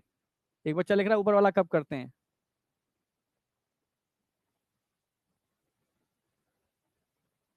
एंटीबॉडी, अरे चलो, अरे कुछ पूरा ध्यान नहीं रखना यार। देखो क्या क्या क्वेश्चन बन सकते हैं। कौन सा एंजाइम यूज होता है एलाइजा के अंदर, ये क्वेश्चन आता है, सिंपल। ये तो एक्चुअल में देखो आधी अधूरी पढ़ाई नहीं कराई जाती। मैं रटाता नहीं हूँ, मेरी आपको पता है शुरू से आदत है, समझाना है मुझे चीजें, ठीक है, रटाना नहीं है। तो समझाना है तो बस इतना समझ लो कि सैंपल के अंदर एंटीजन ढूंढने हैं तो अभी एलाइजा लगा सकते हो, सैंपल में एंटीबॉडी ढूंढने हैं तो भी एलाइजा लगा सकते हो। दोनों के केस में एंटीबॉडी जो होते हैं वो एंजाइम लिंक्ड होते हैं, और एंजाइम एक ही होता है, परऑक्सीडेज। अंतर सिर्फ इतना होता है, एक एंटीजन बाइंडिंग एंटीबॉडी होते हैं और एक एंटीबॉडी बाइंडिंग एंटीबॉडी होते हैं, बस इतना अंतर होता है, कोई अंतर नहीं है, ठीक है। ठीक है, हर स्टेप पर आप चीजें डालोगे, फिर खाली करोगे वेल को, फिर डालोगे, फिर खाली करोगे वेल को, तो जो बाइंडिंग होनी होगी वो सब्सटेंस बाइंड हो जाएगा, जिसकी बाइंडिंग नहीं होनी है वो बाहर निकल जाएगा, सिंपल सी बात है, ठीक है। समझ में आ गया? तो ये हो गया अलाइजा, एंजाइम लिंक, तभी तो बोलते हैं इसको एंजाइम लिंक्ड। एक ऐसा ऐसे जिसमें एंजाइम लिंक्ड है। इम्यूनो, इम्यूनो का मतलब है जिसके अंदर इम्यूनोग्लोबुलिन एंटीबॉडी का पार्टिसिपेशन है। सॉर्बेंट ऐसे जिसके अंदर हम एंजाइम लिंक्ड इम्यूनो, ठीक है, ग्लोबुलिन या एंटीबॉडी यूज करते हैं जिसमें पेरोक्सीडेज एंजाइम लगा होता है। अब बताओ कोई डाउट नहीं होगा। ये हमारा प्रैक्टिकल वाला पार्ट पूरा खत्म होता है। अब थ्योरिटिकल पार्ट है, सिंपल सा थ्योरी है जो मैं पढ़ रहा हूं, बता रहा हूं आपको, ठीक है। रीड करके थोड़ा सा कहाँ क्या याद रखना है आपको। जैसे ट्रांसजेनिक एनिमल, ट्रांसजेनिक एनिमल क्या होते हैं? जैसे अब तक आपने पूरी बायोटेक्नोलॉजी पढ़ी, उसमें समझ में आया आपको कि यार हम एनिमल्स को और प्लांट को जेनेटिकली मॉडिफाई कर रहे हैं, ठीक है, अपने यूज के लिए, अपने पर्पस के लिए, ठीक है, समझ रहे हो। तो ऐसे कितने एनिमल्स हैं जो हम ट्रांसजेनिक बना चुके हैं अपने यूज के लिए, अपने पर्पस के लिए? आपको पता है, आप लैब में जाओगे तो आपको व्हाइट कलर का रेड रेट देखने को मिलता है, चूहा, व्हाइट रेट, ठीक है। इसको एल्बाइनो रेट बोलते हैं, एल्बाइनो, व्हाइट मतलब एल्बाइनो। उसकी खास बात है उसमें थाइमस नहीं होती, बिना थाइमस का होता है, हमने खुद बनाया है अपने एक्सपेरिमेंट के लिए, ठीक है। किसी भी ड्रग की क्लिनिकल ट्राई करनी, क्लिनिकल ट्रायल लगाने हैं तो हम एल्बाइनो रेट यूज करते हैं, व्हाइट चूहा होता है, ठीक है। तो एनिमल दैट हैव, ठीक है, had there DNA manipulated process, ऐसे एनिमल जिनके अंदर हम डीएनए को मैनुपुलेट कर चुके हैं, अपने हिसाब से चेंज कर चुके हैं, ठीक है, वो सारे के सारे ट्रांसजेनिक एनिमल है। उसमें डिलीशन या एडिशन ऑफ जीन कोई भी हो सकता है, वो सब ट्रांसजेनिक एनिमल है। अब ट्रांसजेनिक एनिमल में आज की डेट में कौन कौन से एनिमल ट्रांसजेनिक हो चुके हैं? जैसे रेट ट्रांसजेनिक है, जैसे रैबिट ट्रांसजेनिक है, पिग ट्रांसजेनिक है, ठीक है, शीप ट्रांसजेनिक है, काउ ट्रांसजेनिक है, काउ का एग्जांपल भी दूंगा आगे, फिश भी ट्रांसजेनिक है, ठीक है, been proceed, all those 95% all, ठीक है, existing transgenic animal are mice. ये बहुत इंपॉर्टेंट क्वेश्चन है और पूछा गया है। इन सब में 95% अकेले और अकेले माइस हैं जो पूरी दुनिया में यूज होते हैं, अकेले माइस ही 95% है। यानी 5% में सारे एनिमल आएंगे, 95% में अकेले माइस आएंगे। मेरी बात समझ रहे हो?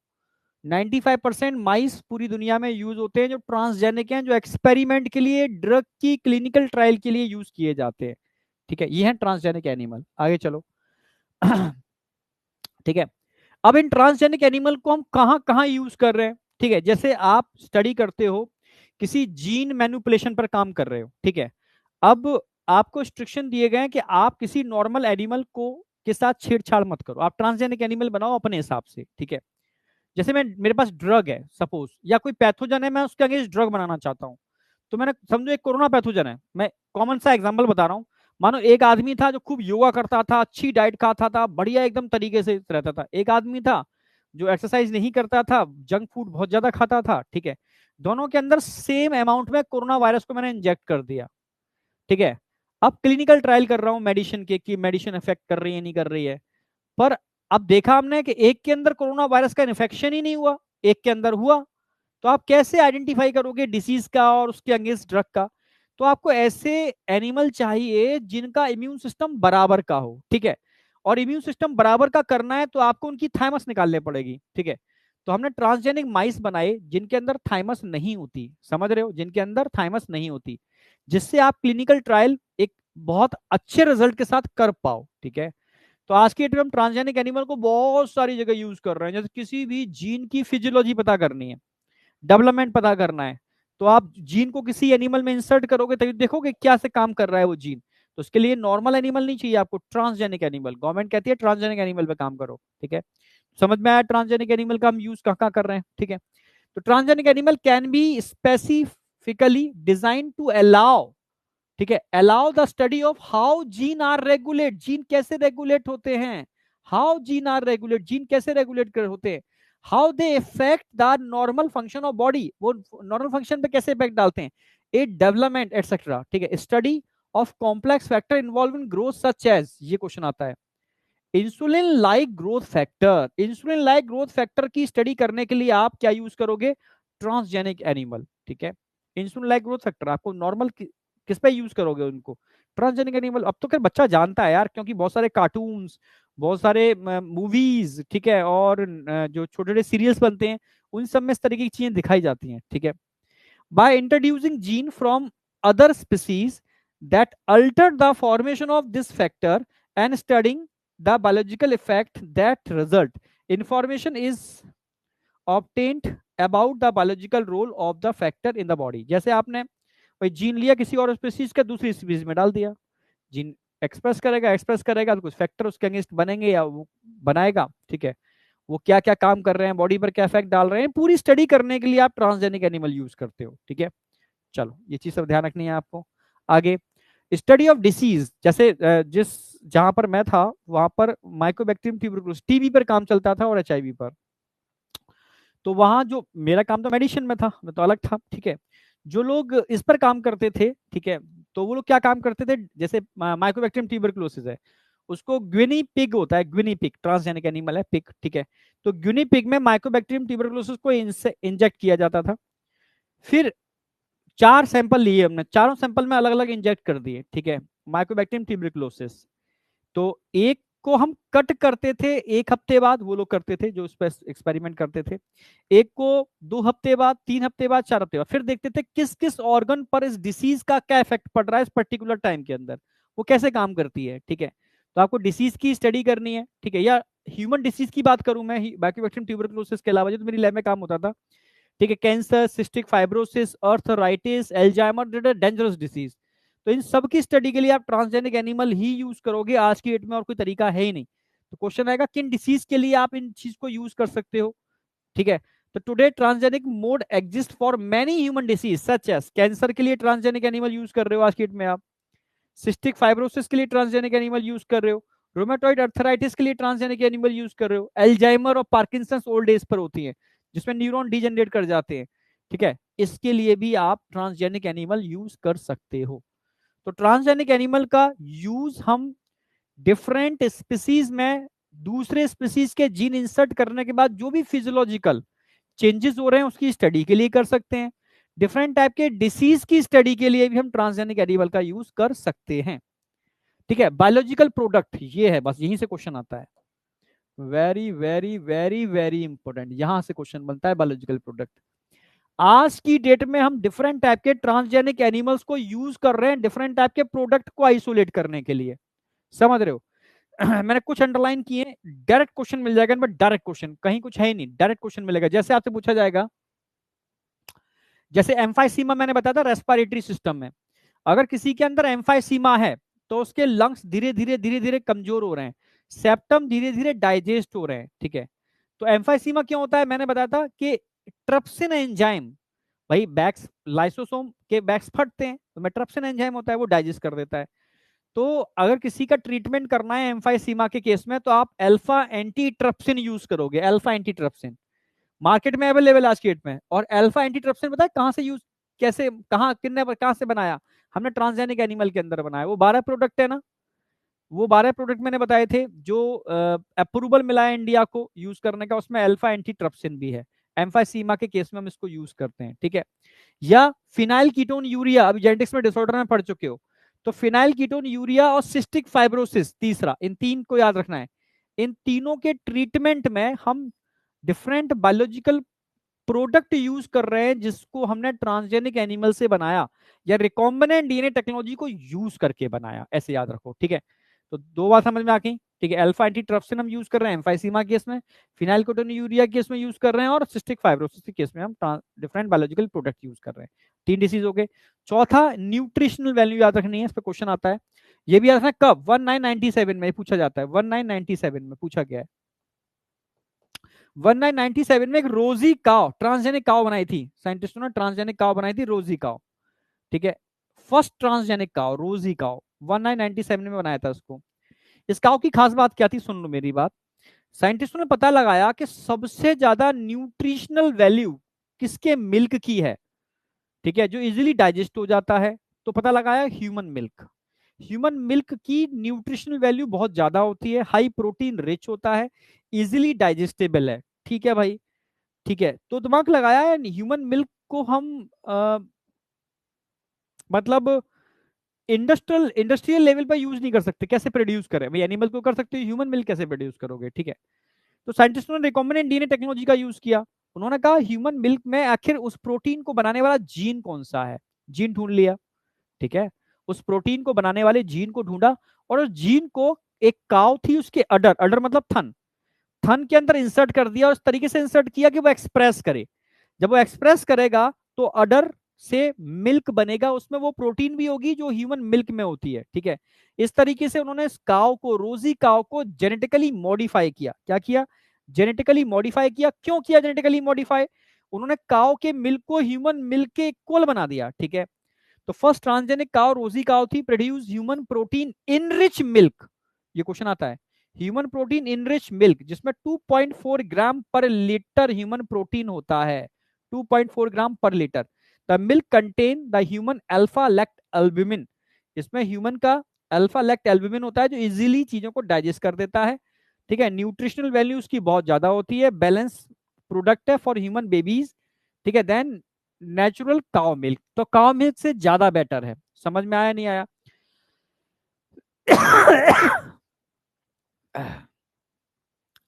तो तीन तो डिसीज बताई मैंने जहां के लिए ट्रांसजेनिक एनिमल यूज कर रहे हैं इन डिसीज के ट्रीटमेंट के लिए। और एक न्यूट्रिशनल वैल्यू की बात करता हूं तो रोजी काव 1997 में साइंटिस्टों ने बनाई थी, जो ह्यूमन प्रोटीन इन रिच मिल्क 2.4 ग्राम पर लीटर, जिसमें ह्यूमन अल्फा कह सकते हो लैक्ट एल्बुमिन होता है, ठीक है। और ये मिल्क इजीली डाइजेस्टेबल होता है, हाईली न्यूट्रिशनल वैल्यू होती है इसकी, ठीक है। तो ये पहली ट्रांसजेनिक काव, बायोलॉजिकल प्रोडक्ट बनाने में भी ट्रांसजेनिक एनिमल को यूज कर रहे हो। आज की डेट में वैक्सीन सेफ्टी, जैसे देखा होगा कोरोना वैक्सीन यहाँ से वहां जा रही है, वहां से वहां जा रही है, रशिया से इंडिया आ रही है, इंडिया से रशिया जा रही है। तो जब वैक्सीन का ट्रांसफर होता है तो कहीं ऐसा ना हो वैक्सीन रास्ते में गड़बड़ हो जाए, ठीक है। मतलब जैसे पैथोजेनिक वैक्सीन का मतलब है, जैसे मानो आप पोलियो वैक्सीन की बात करूं, पोलियो वैक्सीन के अंदर लाइव एट्यूनेटेड वायरस होता है, ठीक है, समझना। तो ट्रांसफर के टाइम पर वो ऐसा ना हो लाइव एट्यूनेटेड पैथोजेनिक फॉर्म में कन्वर्ट हो जाए, ठीक है। तो उसको कंटेनर से निकालते हैं और क्लिनिकल ट्रायल करते हैं, पहले देखते हैं सब कुछ सही है, सही है तो उस लॉट को हम परमिशन दे देते हैं टैग लगा के, भाई अब तुम ह्यूमन में यूज कर सकते हो, ठीक है। तो वैक्सीन की सेफ्टी पता करनी है तो भी हम इसको यूज करते हैं, ठीक है। अब समझ में आया नहीं आया? ट्रांसजेनिक एनिमल, स्पेशली हम मंकी को तो बहुत यूज करते हैं इसके केस में, ठीक है। रेसिस मंकी इंडिया में भर भर के मिलता है, ठीक है। और माइस को बहुत यूज, ट्रांसजेनिक माइस और ट्रांसजेनिक मंकी इसमें यूज किए जाते हैं, ठीक है। Are being develop for the use of testing of safety of vaccine before they used on human. Transgenic mice are being used to test the safety of, हाँ, polio vaccine, polio को दे रखा है इन्होंने, क्योंकि पोलियो में live attenuated virus होता है, डेंजरस है। इफ सक्सेसफुल एंड फाउंड, अगर सक्सेसफुल है तो आपको फर्दर स्टडी करनी है तो आप मंकी यूज कर सकते हो, monkey to test the safety of batches, पूरा बैच निकल के आता है इनका ऑफ द वैक्सीन। बैच का मतलब पूरा कंटेनर, पर्टिकुलर बैच स्लॉट निकलते हैं, तो उनके लिए आपको ट्रांसजेनिक माइस और मंकी पर यूज करोगे, ठीक है, तो परमिशन मिल जाती है। ऐसी केमिकल सेफ्टी टेस्टिंग में भी आपको देखना है केमिकल में कहीं कार्सिनोनिक सब्सटेंस तो नहीं है या कोई टॉक्सिक सब्सटेंस तो नहीं है, तो उनको भी पता लगाने के लिए, ठीक है, आप डिफरेंट टाइप के ड्रग्स एनिमल यूज करते हो। This known as the toxicity safety testing, the procedure of the same as the use of the testing toxicity of drug. Drug की टॉक्सिसिटी पता करनी हो या अदर टाइप के फूड प्रोडक्ट भी मार्केट में आ रहे हैं उनकी टॉक्सिसिटी पता करनी है, तो अभी आप ट्रांसजेनिक एनिमल यूज कर सकते हो। तो ट्रांसजेनिक एनिमल आप कई जगह यूज कर रहे हो। ट्रांसजेनिक एनिमल, किसी भी जीन की फिजियोलॉजिकल इफेक्ट की स्टडी करनी हो तो ट्रांसजेनिक एनिमल यूज करोगे। वैक्सीन सेफ्टी यूज करनी है तो ट्रांसजेनिक एनिमल यूज करोगे। केमिकल सेफ्टी यूज करनी है तो ट्रांसजेनिक एनिमल यूज करोगे। डिफरेंट टाइप के बायोलॉजिकल प्रोडक्ट ऑब्टेन करने हैं तो ट्रांसजेनिक एनिमल यूज करोगे। डिफरेंट डिसीज की स्टडी करनी है तो भी ट्रांसजेनिक एनिमल यूज करोगे, समझे? हाँ, मंकी पर भी होता है, मैं लिख दिया है, ठीक है। मंकी पर भी होता है पर सेकंड राउंड के अंदर, पहले आप किस पे करोगे? माइस पर, फिर मंकी पर करोगे, क्योंकि मंकी के प्रोटीन ह्यूमन प्रोटीन से काफी कुछ मैच करते हैं। समझ में आया नहीं आया? तो ये ट्रांसजेनिक एनिमल का यूज हम कहाँ कहाँ कर रहे हैं, ये बेसिक बताया। ट्रांसजेनिक एनिमल में वो क्वेश्चन आता है माइस, 95% माइस ही हैं जो सबसे ज्यादा यूज होते हैं। चलो ये वाली बात समझ में आ गई। ट्रांसजेनिक एनिमल जिसमें न्यूट्रिशनल वैल्यू रोजी का ऊपर क्वेश्चन आता है। अब मैं बात कर रहा हूँ इथिकल इशू। जैसे आपको एक ऐसी साइंस मिल चुकी है जिसमें आप कुछ भी कर सकते हो, समझ रहे हो? दो अलग अलग टाइप के एनिमल की हाइब्रिड बना सकते हो, ह्यूमन एनिमल की हाइब्रिड बना सकते हो, नहीं जैसे आधा मानव आधा जानवर, ठीक है। मतलब कुछ भी हो सकता है फ्यूचर में, ठीक है। तो साइंटिस्ट को डर था कहीं ऐसा ना हो ये सब कुछ, मतलब बायोडायवर्सिटी तबाह हो जाए। तो उन्होंने कहा कि यार बायोटेक्नोलॉजी इतनी डेंजरस है तो उसको सही डायरेक्शन में यूज करना बहुत जरूरी है, नहीं तो प्रकृति का विनाश हो जाएगा, ठीक है। तो इसके लिए एक कमेटी बनाई गई जो डिसाइड करती है किस काम को अप्रूवल देना है और किस काम को अप्रूवल नहीं देना। आप समझ रहे हो? इस कमेटी का नाम है, ठीक है, GEAC, genetical engineering approval committee.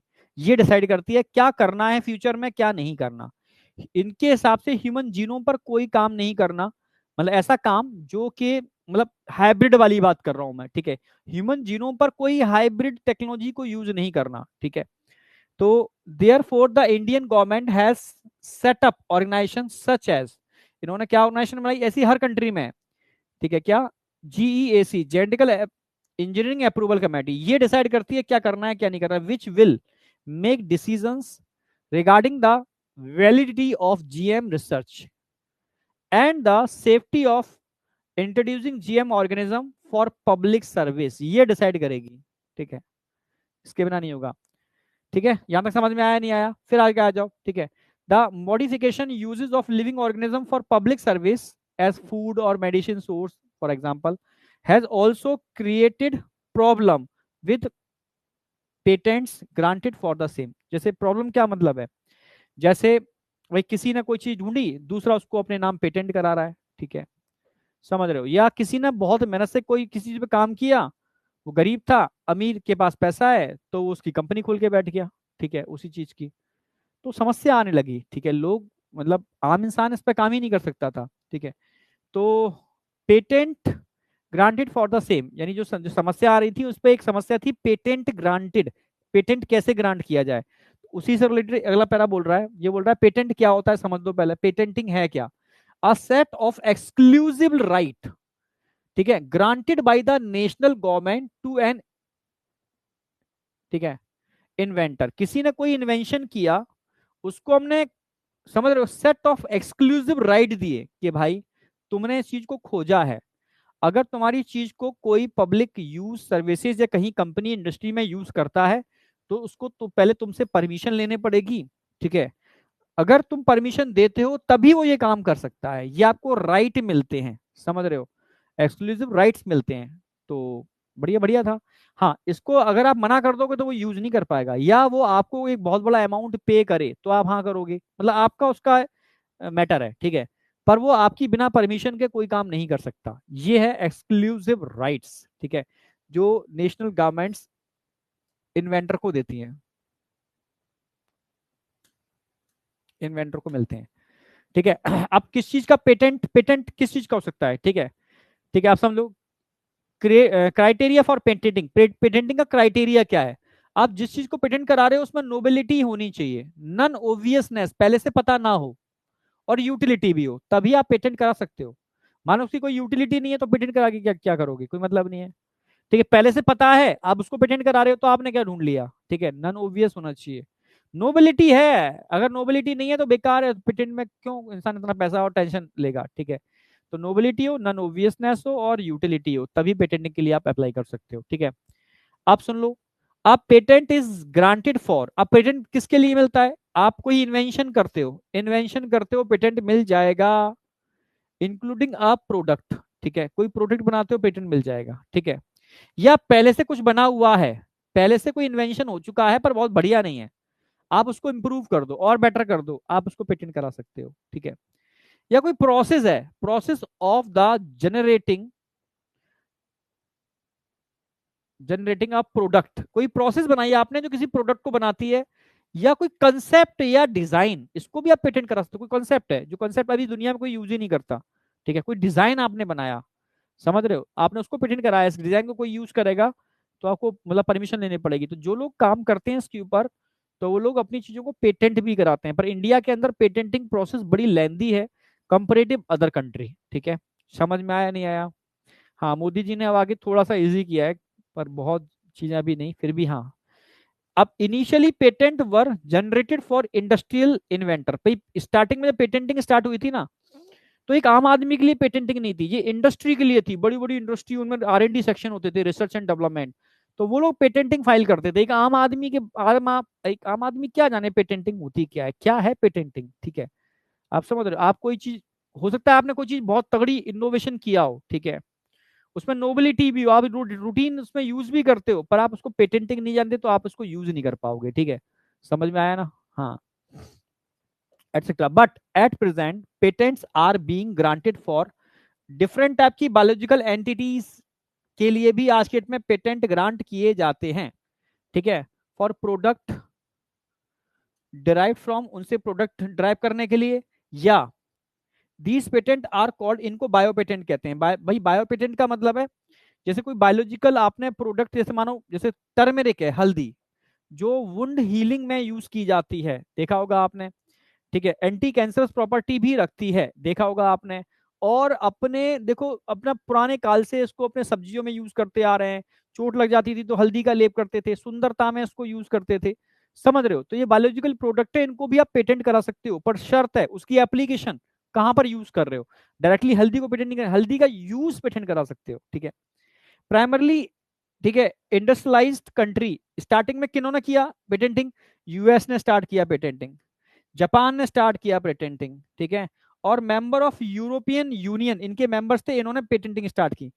जब इन तीनों ने पेटेंटिंग स्टार्ट की तो इन्होंने सबसे ज्यादा कह सकते हो कि गलत काम किए। गलत काम का मतलब है क्या? मतलब इन्होंने उन लोग, मतलब अपनी कंट्री के लोगों को पेटेंट, समझो से मैं हूं, ठीक है भाई, इंडियन, भाई इंडिया का था, मैंने पेटेंटिंग स्टार्ट की, तो मैं, भाई मानो यूएस का भी कोई पेटेंटिंग के लिए अप्लाई कर रहा है, सेम प्रोडक्ट इंडिया भी अप्लाई कर रहा है, तो मैं यूएस वाले को दबा दूंगा, इंडियन को प्रमोट कर दूंगा। तो इन्होंने कुछ ऐसा ही किया। ठीक है, इन तीन कंट्री ने, क्योंकि इंडिया उस समय जान, भाई हम लोग लड़ रहे थे आजादी के लिए और तमाम चीजों के लिए। ठीक है, समझ रहे हो, आए दिन अटैक, ये चीजें सब, मतलब मतलब इंडिया में देखोगे तो कितने उसने झेला है इंडिया ने, मतलब सदियों से देखो, पुराना कल्चर देखो, तो कभी ये अटैक, कभी उसका अटैक, कभी ये मतलब कितने समय से गुलामी करते आ रहे हैं। तो हम कहाँ पेटेंटिंग के बारे में, हम तो बस समझ, जय जवान जय किसान पे अटके हुए थे। ठीक है, अन्न पैदा करेंगे, और युद्ध लड़ने के लिए भी जवान चाहिए, ठीक है। आजादी चाहिए, यही सिर्फ मतलब लगा पड़ा था इंडिया के अंदर, कुछ भी नहीं था इसके अलावा, ठीक है। उससे पहले बैक में जाओगे तो डिफरेंट टाइप के, ठीक है, देखा होगा मुगल साम्राज्य होते थे, ठीक है। उस समय युद्ध लड़ाई, ये कहाँ चीजें, कहाँ ध्यान था इन चीजों के ऊपर, ठीक है। तो सीधी सी बात है, तो इंडिया का शोषण बहुत हुआ है पेटेंटिंग के नाम पर, बताता हूँ अभी आपको, ठीक है। तो यूएस, जापान और जो मेंबर ऑफ यूरोपियन यूनियन के मेंबर्स थे, इन्होंने पेटेंटिंग स्टार्ट की, ठीक है। एबार्डिंग द बायो पेटेंट, इन्होंने एबार्ड करना यानी लोगों को देना, पेटेंटिंग का काम इन्होंने स्टार्ट किया, ठीक है। जब पेटेंटिंग का काम इन्होंने स्टार्ट किया तो इन्होंने बहुत गड़बड़ की, आप देखो समझो, एनसीईआरटी लाइन बता रहा हूं, there is a growing public anger that, ठीक है, certain company are being generated patent for product and technologies that make use for the genetic material, plants and other biological resources that have been long been identified, ठीक है। जैसे समझो, मतलब public anger, क्यों public anger इसलिए बोला, growing public anger, आम आदमी बहुत गुस्से में आया, क्यों, क्योंकि इन कंपनियों ने क्या काम किया, इन तीन कंट्री ने, जापान, ठीक है, यूएस और मेंबर ऑफ यूरोपियन कंट्री, इन्होंने उन चीजों को पेटेंट कराया, पेटेंट उन्हीं को नहीं कराया, उनके जेनेटिक मटेरियल को पेटेंट कराया, उन प्लांट्स को पेटेंट करा लिया, उनके अदर बायोलॉजिकल रिसोर्सेज को पेटेंट करा लिया, जिनको हम हैव लॉन्ग बीन आइडेंटिफाइड, पहले से आइडेंटिफाई थे, हमारी इंडिया के अंदर पहले से आइडेंटिफाई थे, और develop and used by farmers, farmers उनको यानी कब से यूज करते आ रहे हैं, ठीक है। Indigenous plant people, indigenous people का मतलब वो अपने पूरे पुराने लोग, ठीक है। स्पेसिफिक रीजन एंड कंट्री, ठीक है, जो ऑलरेडी हम बहुत समय से यूज करते आ रहे हैं, उनको आप पेटेंट कैसे करा सकते हो। उन्होंने उनके जेनेटिक मेटल को भी पेटेंट करा लिया, उन्होंने उनके बायोलॉजिकल रिसोर्सेज को भी पेटेंट करा लिया, समझ रहे हो ना मेरी बात। तो ये तो गुस्सा तो आएगा ही ना, सीधी सी बात। जैसे एक एग्जांपल हम ले रहे हैं, इंडिया के अंदर बासमती राइस, मैं राइस की वैरायटी की बात कर रहा हूं, अगर मैं राइस की वैरायटी की बात करूं तो इंडिया के अंदर लगभग 2 लाख वैरायटी ऑफ राइस है इंडिया के अंदर, जिसमें अगर मैं बासमती की बात करता हूं तो लगभग 27 ऐसी वैरायटीज हैं जो अपने एरोमा के लिए पूरी दुनिया में फेमस हैं, समझ रहे हो। और ये वैरायटीज मतलब इंडिया के अंदर ऑलरेडी हैं, पुराने समय से हैं, किसान इसको प्रोड्यूस करता है, समझ रहे हो, बहुत समय से।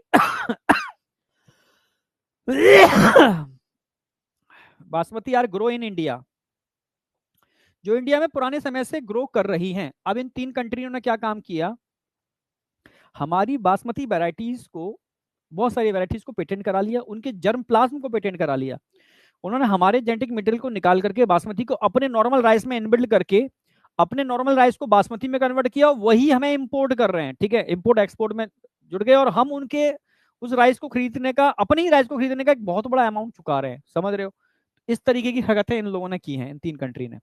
जैसे इसके अलावा और क्या, सुन लो मेरी बात, इन 1997, ये आता है क्वेश्चन, अमेरिकन कंपनी थी, ठीक है, इसने पेटेंट राइट्स ऑन बासमती, ठीक है, 1997 में अमेरिकन कंपनी ने पेटेंट राइट डाला था बासमती के लिए, ठीक है। यूएस की थी, US patent and trademark office के अंदर, ठीक है। लड़ झगड़ करके हम कुछ हद तक चीजें लेके आ पाए हैं, पर ठीक है, पर समझ लो ये चीजें की हैं इन्होंने, ठीक है। These allow company to sell a new varieties of basmati in the US and abroad, this new variety of basmati had actually been derived from Indian farmer varieties, जो पूरी दुनिया में उसको बेच रहे थे, ये एक्चुअल में इंडियन फार्मर जो हम लोग बनाते हैं यहाँ पर चावल, उसी से डिराइव किया था इन्होंने, समझ में आया।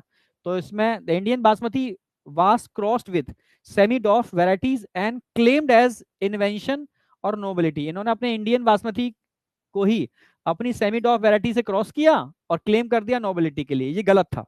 इनको परमिशन दी गई तो इसका मतलब गलत तरीके से इसको यूज नहीं करेंगे, पर गलत किया इन्होंने, ठीक है, क्योंकि ताकत थी इनके पास।